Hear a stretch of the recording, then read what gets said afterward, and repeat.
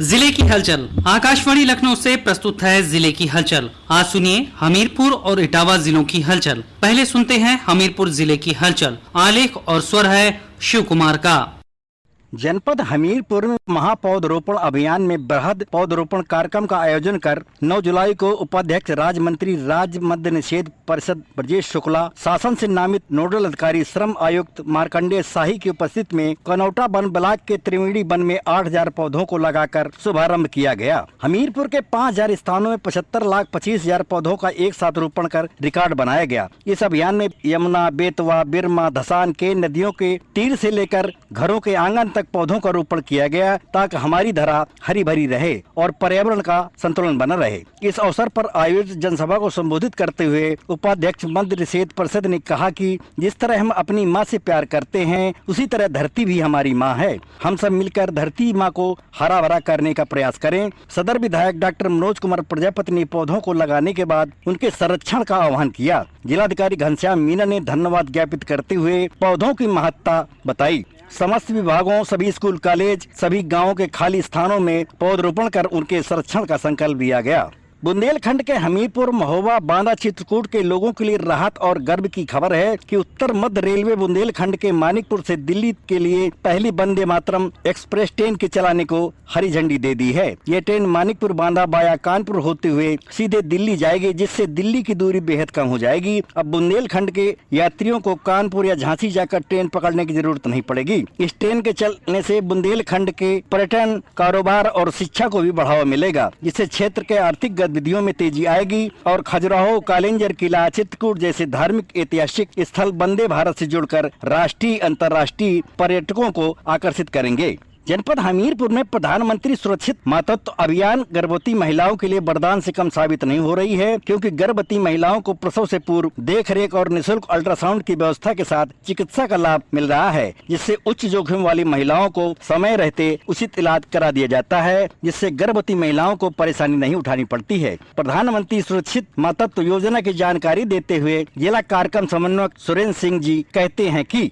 1, 9, 16 और 30 को हम लोग मातृत्व स्वास्थ्य लाभ दिया जाता है, जिसमें हम लोग अल्ट्रासाउंड कराते हैं। गर्भवती माताओं की निःशुल्क जांच होती है, उसका अल्ट्रासाउंड भी फ्री होता है। उसमें QR जनरेट होके कहीं भी प्राइवेट किसी भी समय वो अपना अल्ट्रासाउंड करा सकती है और निःशुल्क फिर किसी भी गायनों को अपना दिखा के उसका लाभ ले सकती। उसमें निःशुल्क दवा और आने जाने की भी व्यवस्था होती है।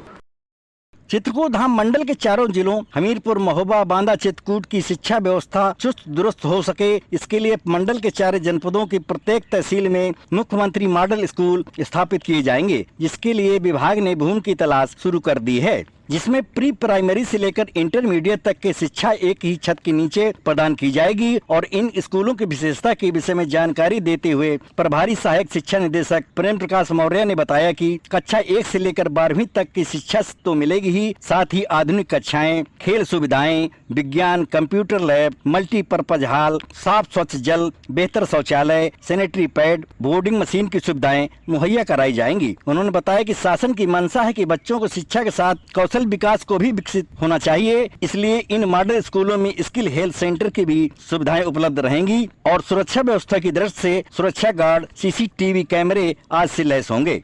वर्षा काल में होने वाले संचारी रोगों की रोकथाम के लिए 1 माह तक चलने वाले संचारी रोग नियंत्रण दस्तक अभियान के तहत जागरूकता अभियान चलाकर लोगों को रोग लक्षणों, उपचार की जानकारी दी जा रही है। स्वास्थ्य विभाग की टीमें गांव-गांव जाकर लोगों से मुलाकात कर संचारी रोगों से बचाव की जानकारी देते हैं। संचारी रोग के विषय में जिला मलेरिया अधिकारी राजेंद्र कुमार यादव कहते हैं कि 11 जुलाई से घर घर भ्रमण के लिए दस्तक अभियान चलाया जा रहा है। हमारे इसमें जो है फ्रंट लाइन वर्कर यानी आशा और आंगनबाड़ी दोनों मिल करके कुल जो है 11 प्रकार के रोगियों की जो सूची बनाएगी। इसमें मुख्य रूप से हैं जैसे बुखार के रोगियों की सूची, ILI रोगियों यानी इन्फ्लुएंजा लाइक इलनेस की रोगी, 6 रोग से लक्षण युक्त व्यक्तियों की सूची।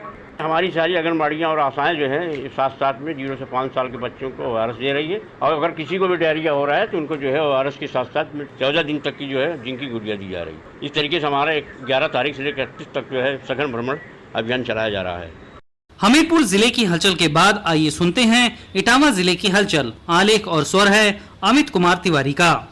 इटावा में बैंकर्स समिति की बैठक जिलाधिकारी सुब्रांत कुमार शुक्ल की अध्यक्षता में कलेक्ट्रेट सभागार में संपन्न हुई, जिसमें जिलाधिकारी ने बताया कि राज्य स्तर पर सीडीओ रेशियो 59%, जनपद स्तर पर 49% है, जो बहुत ही कम है। इटावा का सीडीओ रेशियो राज्य स्तर पर 46वीं रैंक पर है। उन्होंने कहा कि बैंकों से सीडी रेशियो बढ़ाने पर जोर दिया जाए, क्योंकि जनपद का विकास सीडी रेशियो पर निर्भर करता है। जिलाधिकारी ने कहा कि सीडी रेशियो बढ़ाने के लिए सरकारी योजना में क्रेडिट फैसिलिटी उपलब्ध कराई जाए। एमएसएमई सेक्टर में अधिक से अधिक ऋण स्वीकृत करके ज्यादा से ज्यादा लोगों को ऋण दिया जाए। उन्होंने कहा कि 60% से कम सीडी रेशियो वाली बैंकों को रणनीति बनाकर काम करने और सीडी अनुपात की वृद्धि को बढ़ाने के निर्देश दिए। उन्होंने ये भी कहा कि कल्चरल और एमएसएमई सेक्टर में क्रेडिट फैसिलिटी उपलब्ध कराई जाए, क्रॉप लोन को बढ़ाया जाए, ग्रामीण बैंक को ब्रांच बढ़ाने के लिए भी कहा गया। पिछले दिनों प्रदेश के होमगार्ड एवं नागरिक सुरक्षा राज्य मंत्री धर्मवीर प्रजापति ने प्रेस वार्ता करते हुए कहा कि सेवा, सुशासन, गरीब कल्याण के मोदी सरकार के कार्यकाल में विकसित भारत, आत्मनिर्भर भारत और संकल्प सिद्धि का स्वर्णिम काल है। देशवासियों के सपनों को साकार किया। उन्होंने कहा कि पिछले 11 वर्षों में भारत को विकसित बनाने की शुरुआत की गई। आज प्रधानमंत्री मोदी जी के नेतृत्व में नए भारत की सोच में जहां तकनीकें है वहां तरक्की है, जहां भाजपा सरकार है वहां गरीब का कल्याण है। अब सरकार सहभागी है, सुशासन संस्कृति है। पिछले 11 वर्षों में भारत को विकसित बनाने का अमृतकाल शुरुआत की गई है।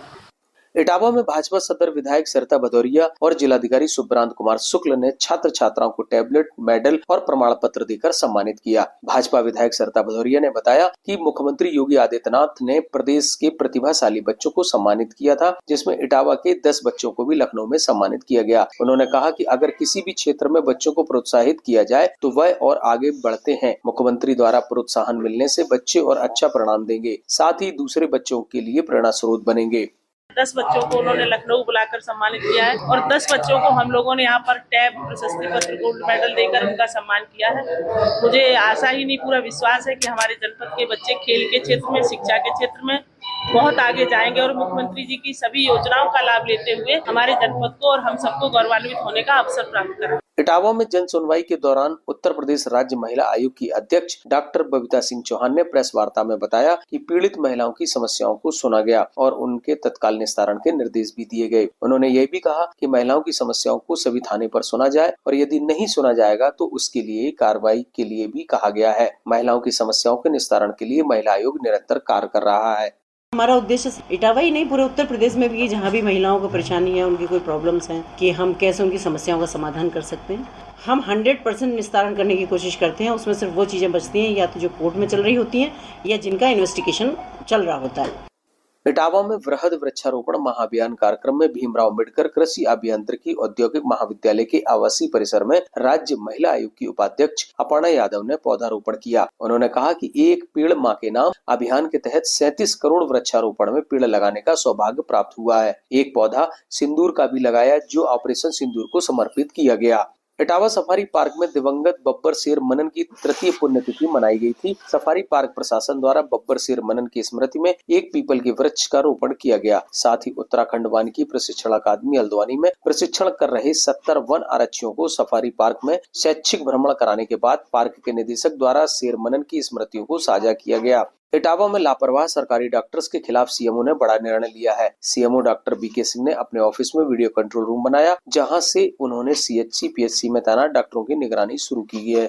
जनपद के सभी सीएचसी हैं, सीसीटीवी लगे हुए हैं। जो ऑनलाइन के सिस्टम है उनको अपने ऑफिस से, मुख्यालय से उसको लिंक कर लिया और उनको डेली मॉनिटरिंग की जाएगी और डॉक्टरों की जो शिकायतें रहती हैं उसको सत्यापित किया जाएगा कि वाकई सच है या गलत है। जनपद इटावा के 6 तहसीलों में लगातार श्रावस्ती मॉडल के आधार पर भूमि के विवाद निपटाए जा रहे हैं। जिलाधिकारी सुब्रांत कुमार शुक्ल ने बताया कि शासन के निर्देश पर भूमि संबंधी विवादों का निस्तारण प्राथमिकता पर कराए जा रहे हैं। उन्होंने ये भी बताया कि श्रावस्ती मॉडल के तहत मौके पर जाकर 1562 मामलों का निस्तारण कराया गया है। सार्वजनिक संपत्तियों को मुक्त न्यायालय के आदेश का अनुपालन कराया जा रहा है। जमीनी स्तर पर समस्याओं का अधिक से अधिक निस्तारण करना शासन की प्राथमिकता है।